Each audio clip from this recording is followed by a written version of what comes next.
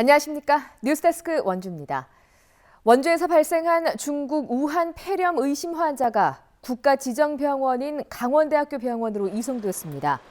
병원 등에 따르면 최근 부모와 함께 중국 광저우에 다녀온 한국 국적의 15개월 아기가 기침 등 코로나 바이러스 의심 증상으로 오늘 원주 기독병원을 찾았다가 오후 6시 30분쯤 춘천 강원대 병원으로 이송됐습니다.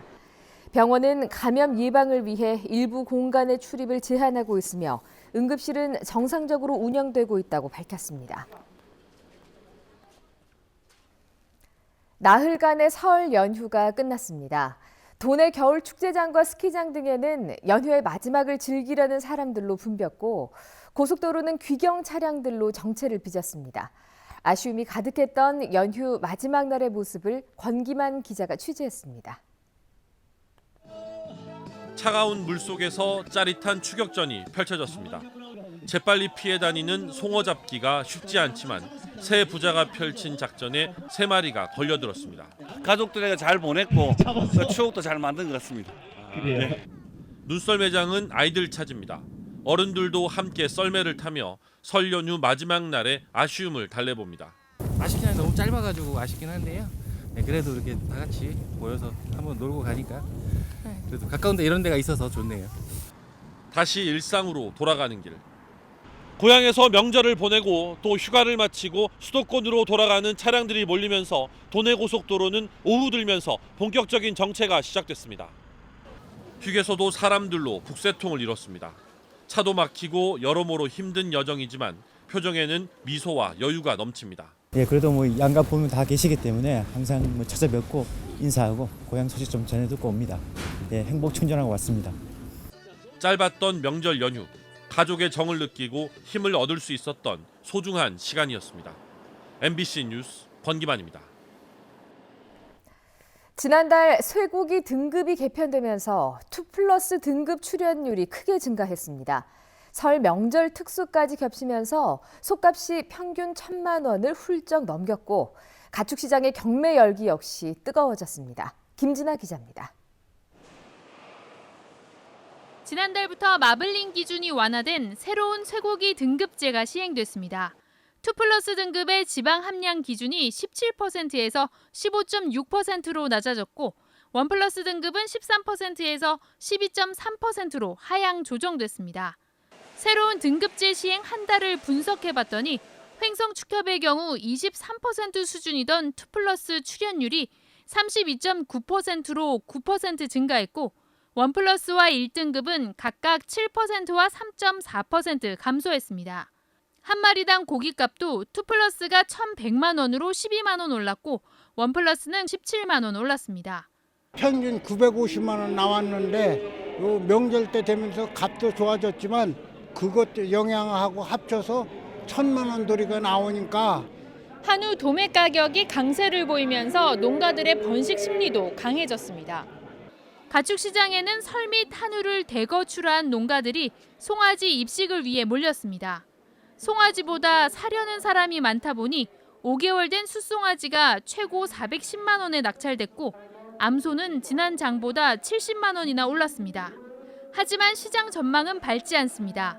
농촌경제연구원은 송아지 생산 증가로 올해 한우 사육 마리수가 솥값이 폭락했던 지난 2011년 수준인 314만 6천 마리에 달할 것으로 내다봤습니다. 2020년 이후 도축 증가에 따라 한우고기 도매 가격이 하락세를 보일 것으로 전망되어 이에 따라 농가의 신중한 입식과 저능력 암소의 도태 등 선제적 대응이 필요한 시기라고 밝혔습니다. MBC 뉴스 김진아입니다. 오는 3월 25일부터 축산 농가를 대상으로 퇴비 부숙도 검사가 의무화됩니다. 가축 분뇨를 퇴비화해서 배출하는 농가는 이 부숙도 기준을 준수해야 하는데요. 농가마다 준비가 부족한 상황입니다. 이용 기자가 보도합니다. 40년 넘게 소를 키우는 축산농가입니다. 3월부터 시행될 퇴비 부숙도 검사 의무화를 앞두고 고민이 많습니다. 오는 3월 25일부터 가축 분뇨를 자가 처리하는 농가는 환경부 고시에 따라 퇴비를 일정 단계 이상 썩히고 숙성해서 살포하는 부숙도 기준을 준수해야 합니다. 축사 규모에 따라 6개월에서 1년 주기로 시료를 채취해 검사를 받아야 합니다. 농가들은 고품질 퇴비를 만들고 축산 악취를 줄이자는 취지에는 공감하지만 아직 준비가 덜 됐다고 호소합니다. 퇴비를 오랜 기간 보관하고 숙성 작업을 할 수 있게 퇴비사를 증축해야 하는데 공간 부족과 건폐율 제한 등으로 어려움이 많습니다.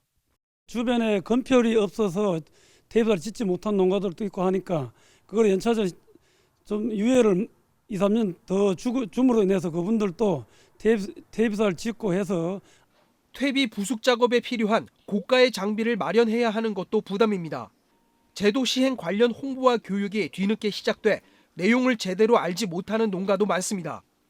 농가 위치도 좀 중요하고요. 그게 시설을 많이 건드리지 않는 선에서 맞출 수 있는 부분에 대해서 좀 많이 농가 교육도 하고 이제 부숙도 맞출 수 있는 교육도 하고. 퇴비 부숙도 검사를 의무적으로 해야 하는 축산농가는 전국 7만여 곳, 강원도는 5,800여 곳입니다. 이를 준수하지 않으면 최대 200만 원의 과태료가 부과됩니다. 축산업계는 과태료 폭탄을 맞을까 우려하며 정부의 퇴비 부숙도 검사 의무화 시행을 유예해 달라고 요구하고 있습니다. MBC 뉴스 이용입니다.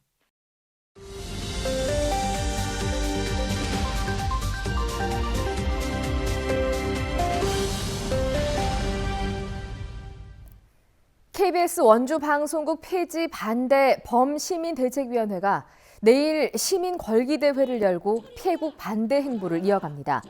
범대위는 이번 걸기대회를 시작으로 함께 폐국되는 목포와 안동 등의 지역 시민단체와 함께 청와대 국민청원을 올려 항의한다는 방침입니다. 또 방송통신위원회 앞에서 릴레이 1인 시위도 계획하고 있습니다.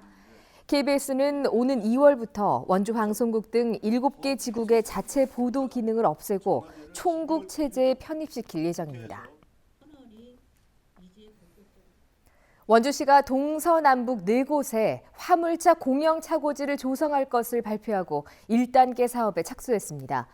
원주시는 우선 첫 번째로 북부권 5만 제곱미터 부지에 자가용과 화물차 등 450대 주차 규모의 화물차 공영 차고지를 만들 기획이라고 밝혔습니다. 조만간 관련 용역을 시작하고 사유지 매입 등도 진행할 예정이며 사업비의 70%를 내년 국비로 충당하기 위한 노력도 병행한다는 계획입니다.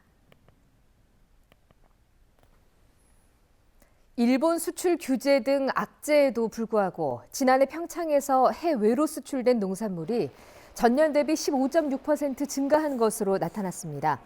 평창군에 따르면 2019년 농식품 해외 수출은 2018년 대비 15.6% 증가한 1,670만 2천 달러를 기록했습니다.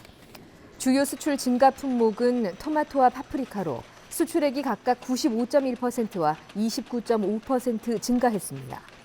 평창군은 수출 생산 기반 조성 사업과 해외 마케팅 지원, 수출 유망 사업 육성, 수출 촉진비 지원 등이 주요했던 것으로 분석했습니다. 원주 소방서가 지난해 총 5,353건의 구조 출동에 있었다고 밝혔습니다. 이 중 5인 출동, 자체 처리 등을 제외하면 실제 4,403건의 구조 활동이 실시됐고 안전 조치, 인명 구조 등의 활동을 통해 337명을 구조했다고 밝혔습니다. 주요 구조 활동은 벌집 제거가 50%로 가장 많았고 동물 포획, 잠근 장치 개방 등이 뒤를 이었습니다. 원주 소방서는 2018년도에 비해서 지난해 구조 출동 건이 600건가량 증가했다며 늘어나는 구조 수요에 대비해 후속 대책을 마련하겠다고 밝혔습니다. 춘천지법 원주지원은 국비를 지원받아서 지은 축사를 담보로 불법 제공한 혐의로 재판에 넘겨진 축사주인 65살 A씨에게 벌금 250만 원을 선고했습니다. 재판부는 A씨가 2년 전 원주에서 국비 4억 3천여만 원을 지원받아 설치한 축사를 정부의 승인 없이 대출 담보로 제공했다고 판시했습니다. 뉴스데스크 원주를 마칩니다. 고맙습니다.